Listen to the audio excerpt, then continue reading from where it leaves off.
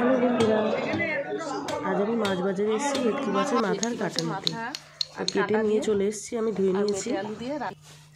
এখন লবণ হলুদ মাখিয়ে মাছটাকে আমি ভেজে নেব।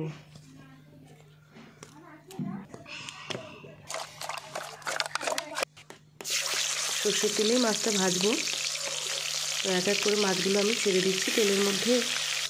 এদিকে আমি আলুটাকে মাছ ভাজতে ভাজতে কেটে নেব।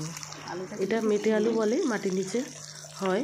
এটা খুবই নরম আলু, একদম ছিলকাটা দেখেছো কতটা পাতলা, খুব সুন্দর আলুটা। এই জন্য আমি এটা বড় বড় করে একটু চাকচাক করে কেটে নিচ্ছি। এটা গলে যাবে। আলুটা একটু পিচ্ছিল টাইপের, খুবই সাবধানে কাটতে হবে।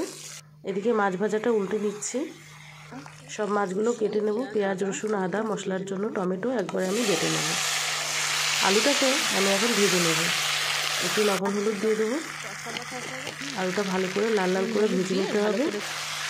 পিচ্ছিল ভাবটা কেটে যাবে আর খুব ভালো লাগবে খেতে। লাল করে ভাজা হয়ে গেছে, আমি তুলে নিচ্ছি।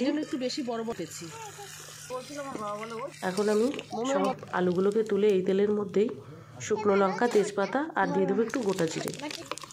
বেটে রাখা মশলাটা দিয়ে দিচ্ছি। এর মধ্যে আমি এখন দিয়ে দেবো জিরে ধনের গুঁড়ো, কাশ্মীরি লঙ্কার গুঁড়ো আর কেটে রাখা একটা টমেটোও দিয়ে দেবো। লবণ হলুদ দিয়ে দিলাম। সব একসঙ্গে ভালো করে আমি কষিয়ে নেব। মশলা কষানো হয়ে গেলে, ভালো করে যখন কষানো হয়ে যাবে, আমি আলুগুলোকে দিয়ে দেবো। মশলার বাটিটা ধুয়ে জল দিয়ে দিচ্ছি একটু। এবার কিছুক্ষণ নাড়িয়ে আমি মিশিয়ে নিয়ে আর একটু কষিয়ে নেব। এবার আমি কষানো হয়ে গেছে, জল দিয়ে দেবো।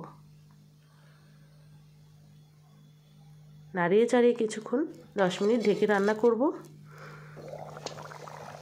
ঝোলটা টকবক করে ফুটছে, একটু দেখে নেব। আলুটা বেশ ভালোই সেদ্ধ হয়েছে, অর্ধেকটা সেদ্ধ হয়েছে। এখন ভেজে রাখা মাছটাকেও আমি দিয়ে দেবো। সব মাছগুলোকে দিয়ে আমি আরও কিছুক্ষণ এভাবে রান্না করব। নামিয়ে নেওয়ার আগে গরম মশলার গুঁড়ো দিয়ে আর একটু নাড়িয়ে মিশিয়ে নিয়ে আমি নামিয়ে দেবো। তরকারিটা খুব সুন্দর একটা গন্ধ বেরিয়েছে। রান্নাটা খুবই সহজ আর খেতে খুবই ভালো। এরকম রান্না বন্ধুরা তোমাদের যদি ভালো লাগে, অবশ্যই একটা লাইক শেয়ার আর কমেন্ট করো।